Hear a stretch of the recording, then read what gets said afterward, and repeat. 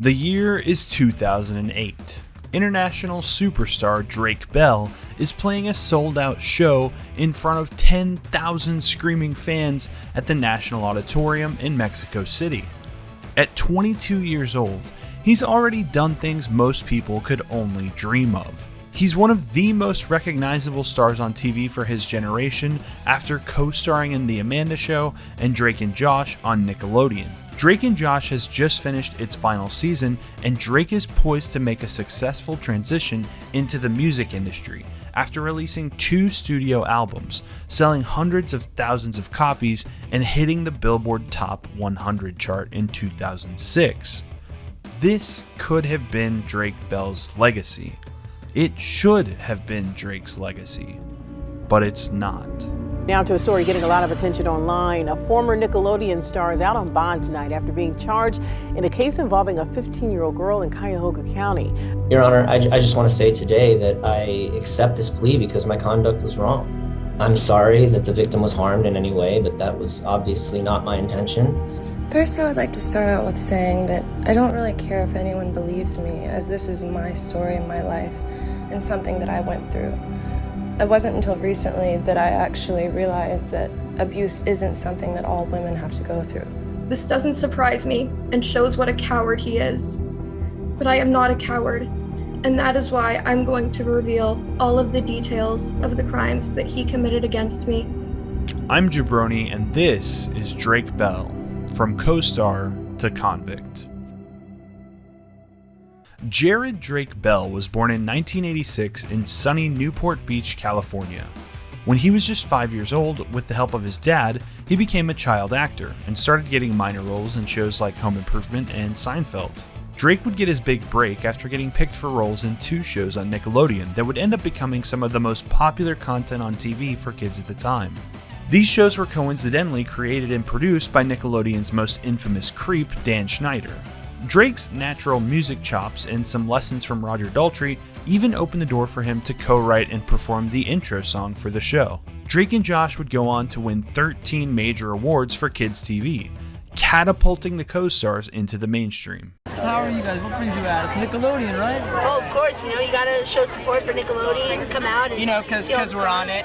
Yeah. Stuff like that, and get to hang out with Amanda, good stuff like that. So what more can you ask for? I think I saw you in Max. Got it. Yeah, you got Max Keeble's Big Move.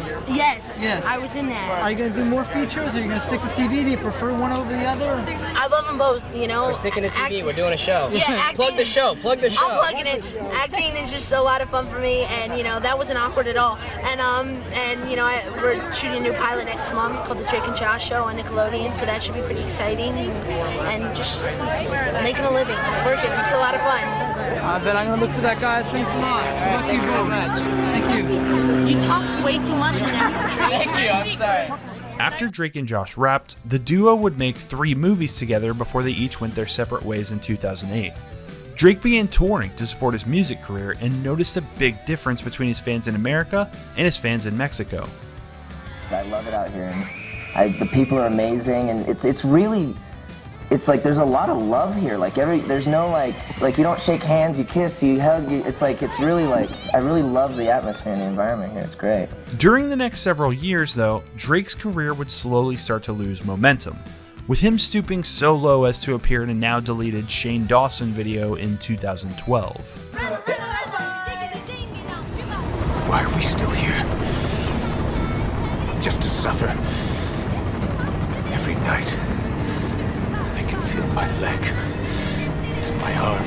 By 2013, Drake's income was unable to keep up with this Hollywood lifestyle, and he was forced to declare bankruptcy, selling his $2 million home at a loss. Drake reported that he was bringing in about $3,000 a month in income, but his expenses were over $18,000 a month. But Drake's bankruptcy was just the beginning of a bizarre downward spiral that would end with him in front of a judge pleading guilty to felony charges. In 2015, Drake caught a lot of heat for this tweet after Caitlyn Jenner came out as a woman. He quickly deleted the tweet and put out this half-hearted apology and then said, "Good thing social media has no effect on real life." When social media started having an effect on his real life, he tweeted, "I sincerely apologize for my thoughtless, insensitive remarks. I in no way meant to hurt or demean those going through a similar journey. In December of the same year, Drake got arrested for DUI. At 2 in the morning in Glendale, California, a police officer saw him driving erratically and pulled him over.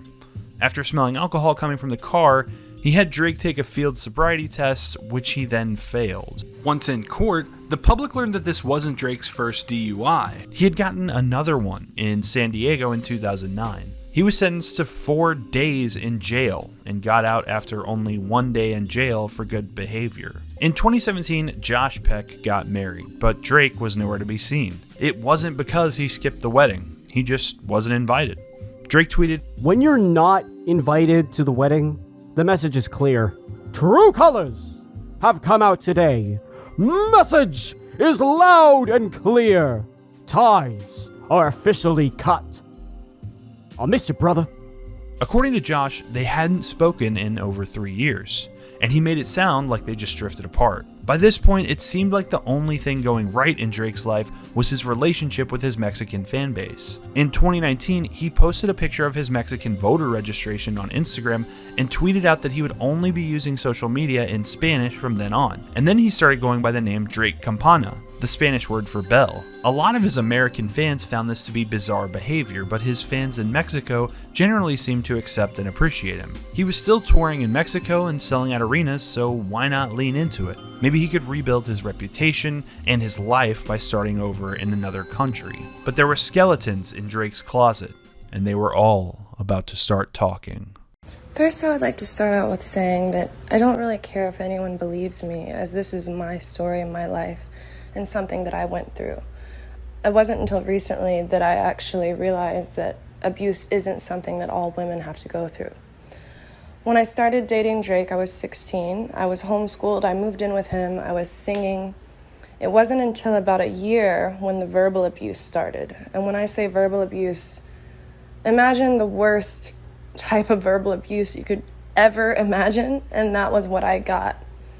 It then turned into physical, hitting, throwing, everything.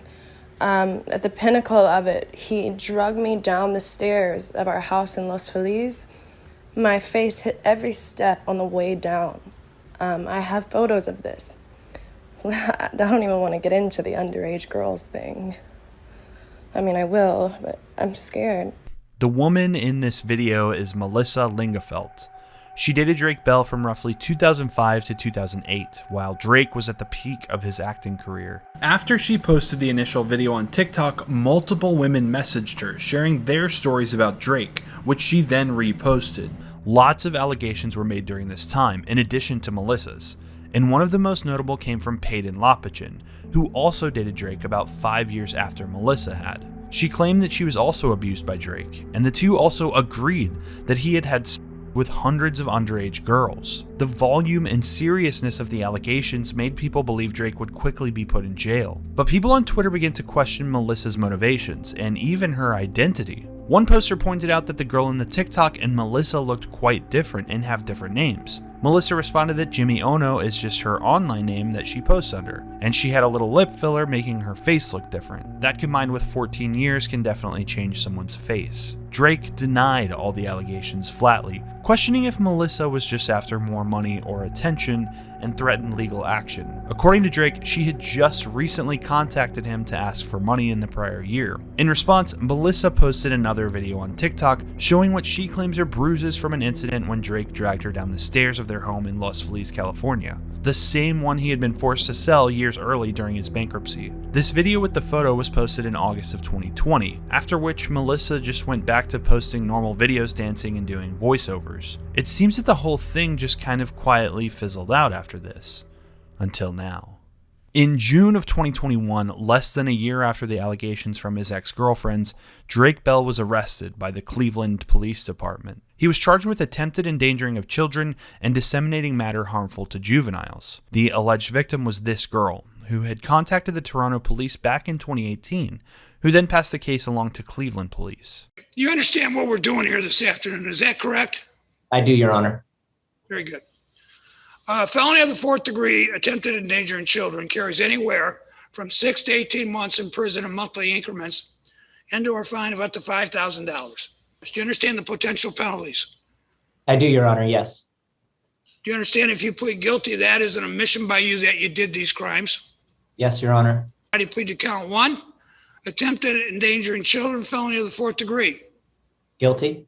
How do you plead to count two? Disseminating matter harmful to juveniles, 1st degree misdemeanor. Guilty. Let the record reflect defendant has pled guilty. The court accepts that plea. Find it was made knowingly, voluntarily, and intelligently. Drake pled guilty, but he didn't say much, probably at the advice of his lawyers. Facing serious prison time, his sentencing hearing was set for the next month in July. Before the judge decided Drake's fate, the victim, whose name was redacted for her own privacy, chose to go on video, giving a victim impact statement. She told the court that she would tell the story of her entire relationship with Drake going back to when she was 12 years old. She was a huge fan of Drake and Josh as a kid, and had a crush on Drake from watching him on TV. According to the victim, her aunt had a friend who was close to Drake, who set up a meeting for her in person so she could meet her idol. I adored him, and he instantly made me feel that he adored me right back.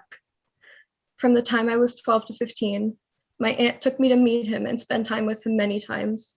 She was 12 and he was 27 at the time. When I was 13, I went to him for boy advice.